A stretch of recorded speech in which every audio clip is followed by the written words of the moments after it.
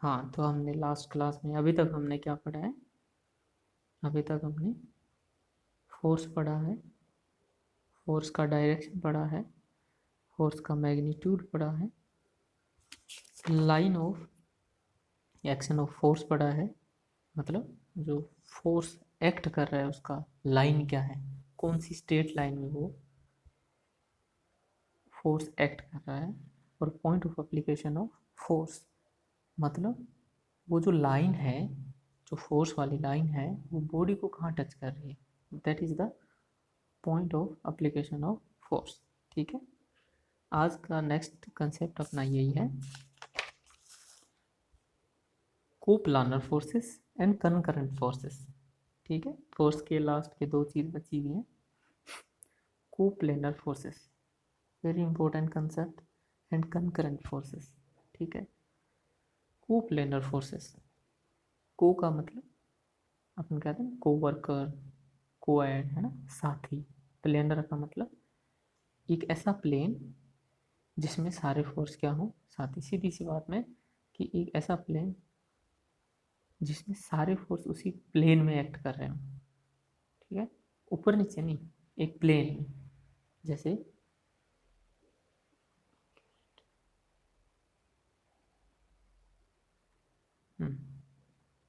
जैसे ये अपना क्या है, एक प्लेन है।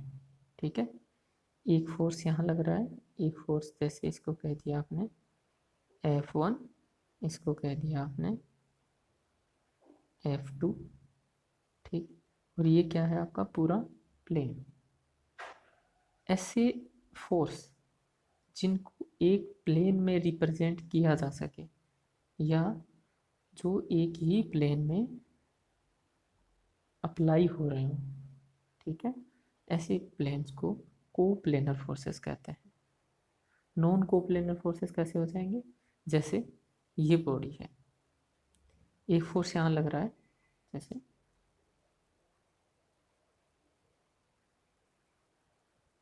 बॉडी, आप 3D में समझिए इसको। एक फोर्स यहाँ लग रहा है, एक फोर्स यहाँ लग रहा है, एक फोर्स यहाँ लग रहा है।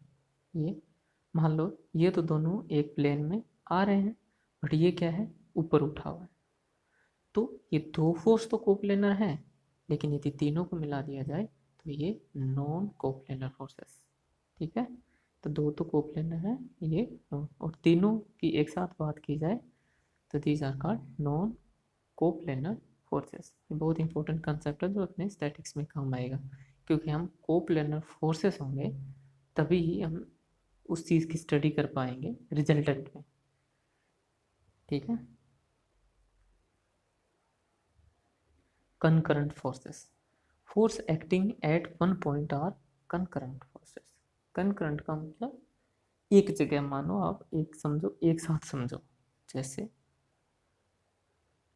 ये कोई पॉइंट है, ठीक है, ये जैसे आपने किसी ने रस्सी बांध रखी है, आप इधर रस्सी को पकड़ के खींच रहे हो, एक जना लगा हुआ है विद F1 फोर्स के साथ, दूसरा लगा है F2 के साथ, तीसरा लगा है F3 के साथ।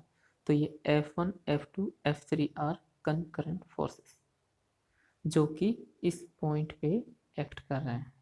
ठीक है, सीधी सी बात है, एक ही पॉइंट पे लगने वाली, इधर से इधर से F1, F2, F3, एक पॉइंट पे जो फोर्स लगते हैं उनको कहते हैं कंकरेंट फोर्सेस। ठीक है, क्लियर।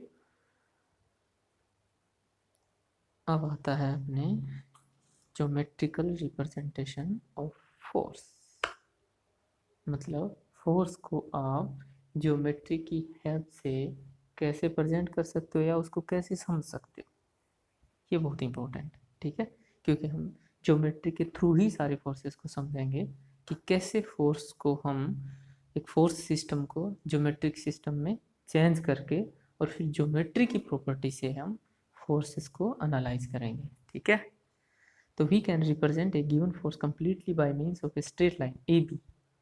हमने बात करी थी ना अभी, फोर्स फोर्स की the line of action of force, मतलब एक स्ट्रेट लाइन होती है ऐसे।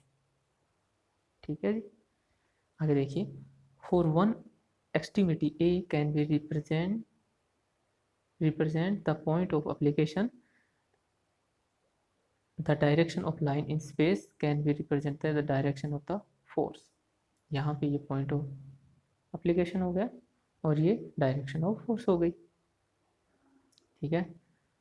And the length of line can be made to represent the magnitude of force to some convenient,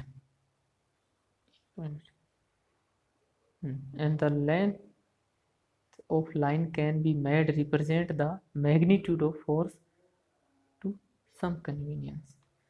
अब मान लो जैसे अपन ने 1 न्यूटन लगाया, फोर्स लगा रहा हो 1 न्यूटन इधर, तो मैंने डायरेक्शन तो इस एरो से दिखा दी, इधर फोर्स लग रहा है, ठीक है।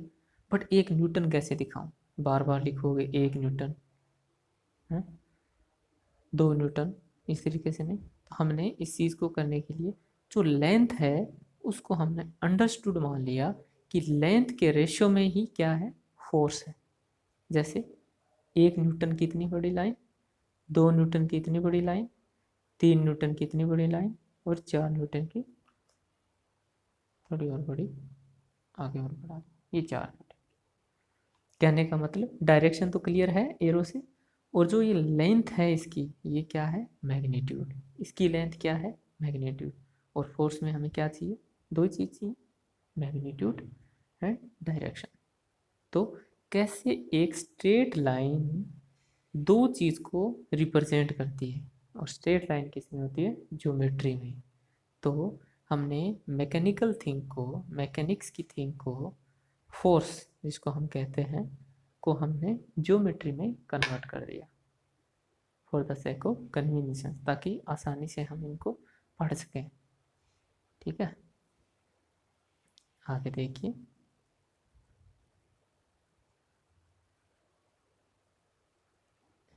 Any quantity which like force possesses both magnitude and direction is called a vector.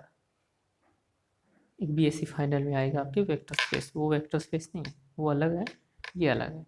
Vector का मतलब एक ऐसी चीज़ जिसका कंप्लीट सेंस देने के लिए आपको 2 चीज़ों की जरूरत पड़ेगी। किस चीज़ की, एक तो डायरेक्शन की और एक मैग्नीट्यूड की। हम कहते हैं एक गाड़ी 20 की स्पीड से चल रही है, मतलब अपने को सिर्फ स्पीड से मतलब है, वो किधर जा रही है, क्यों जा रही है, अपने को कोई मतलब नहीं। अब मान लो एक गाड़ी यहाँ से चली, यहाँ पे पहुँचनी है वो, ठीक है। तो हम कहेंगे एक गाड़ी 20 किलोमीटर पर आवर के वेलोसिटी से इस पॉइंट की तरफ आ रही है, ठीक है। वेलोसिटी में क्या होता है, डायरेक्शन भी होता है और स्पीड भी होता है।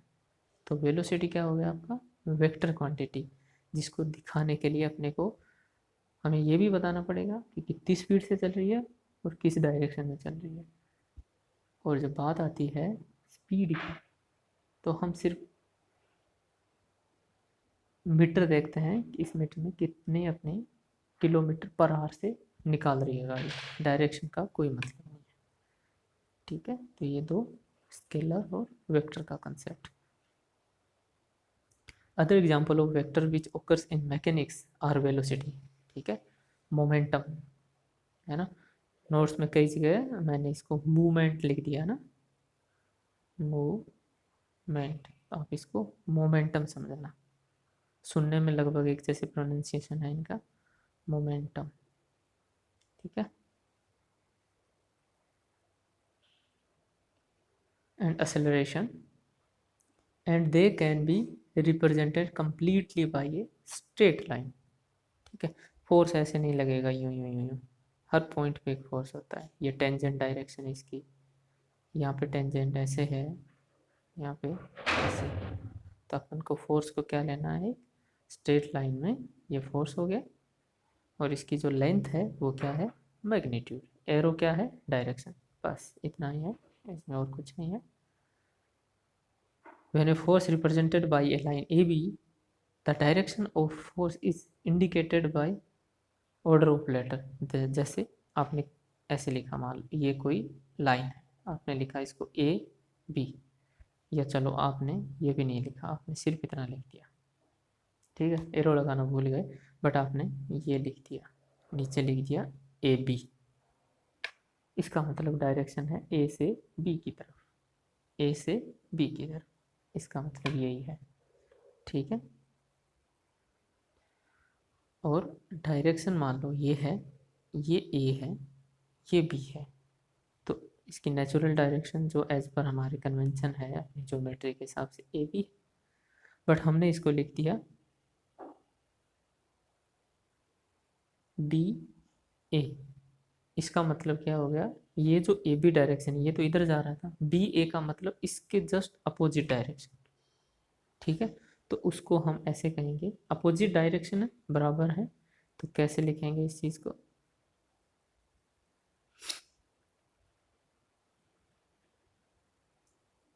ए बी, इसके अपोजिट और बराबर क्या हो गया, माइनस बी है। ठीक है,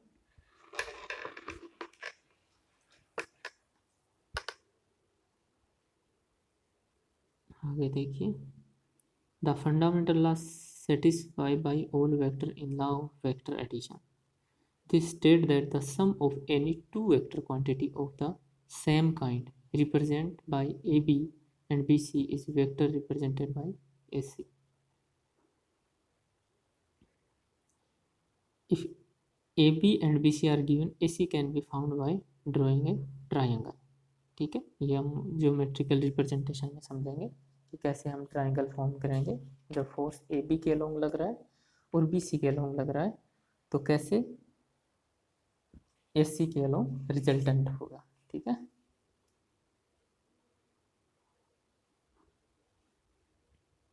the force is represented by A B, जो ऊपर एरो लगा है ये क्या है, डायरेक्शन, और B A have equal magnitude, बिल्कुल opposite direction and their point of application are also different.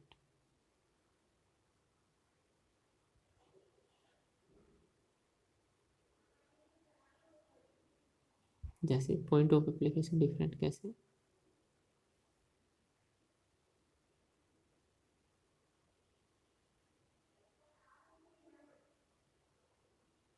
the forces represented by AB or BA have equal magnitude, opposite direction, and their point of application are also different.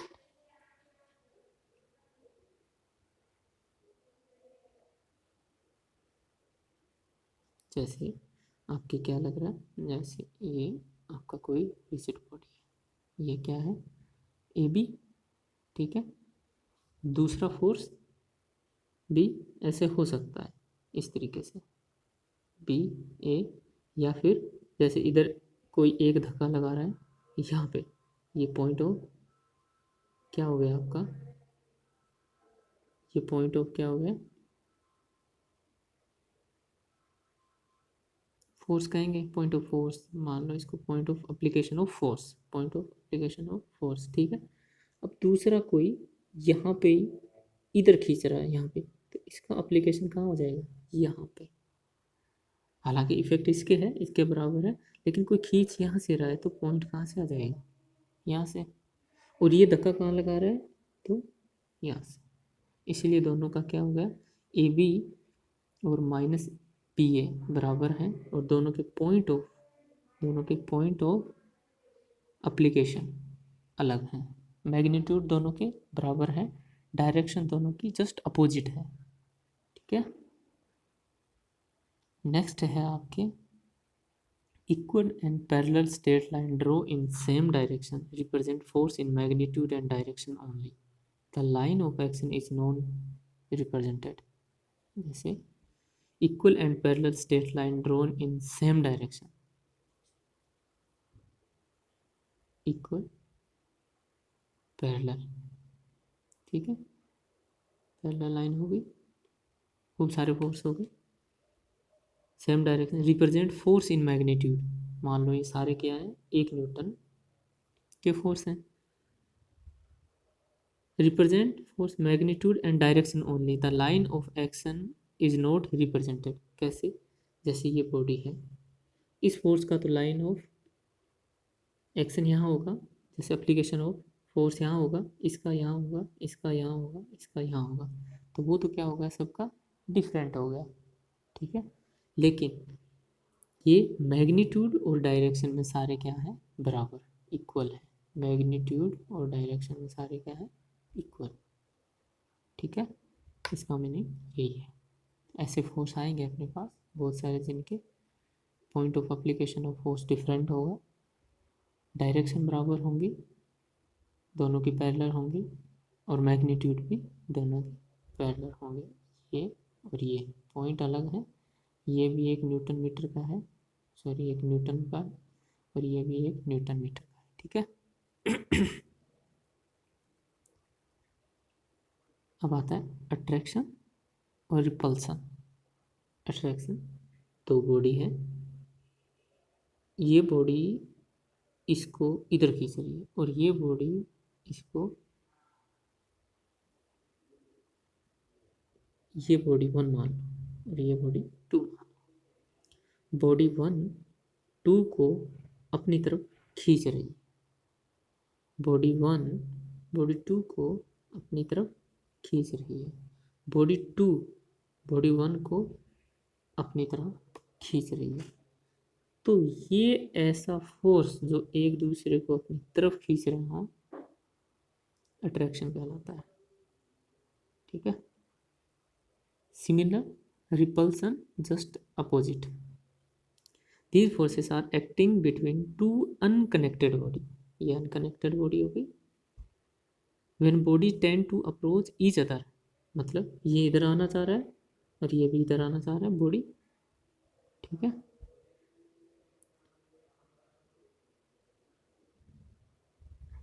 Tend to each other, this force is called attraction, and when they tend to recede from one another, मतलब एक दूसरे से दूर जाना चाह रही हैं बॉडियाँ, तो ये क्या कहलाती हैं, रिपल्सन, ठीक है।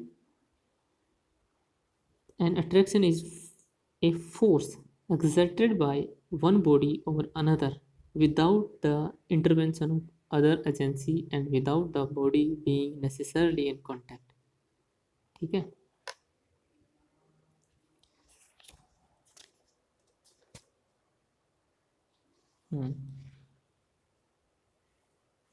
कहने का मतलब, जो अट्रैक्शन फोर्स है ये इंडिपेंडेंट बॉडी है, ये इंडिपेंडेंट बॉडी है, दोनों कांटेक्ट में नहीं है, फिर भी ये बॉडी इस बॉडी को अपनी तरफ खींच रही है ना। दूसरा कोई फोर्स नहीं लगा हुआ, इसकी तरफ दूसरा कोई फोर्स नहीं लगा, ये नेचुरली अपने इस बॉडी को खींचती है। जैसे फॉर्मूला होता होगा आपका K m1m2/r², है ना। तो दोनों के बीच की डिस्टेंस का स्क्वायर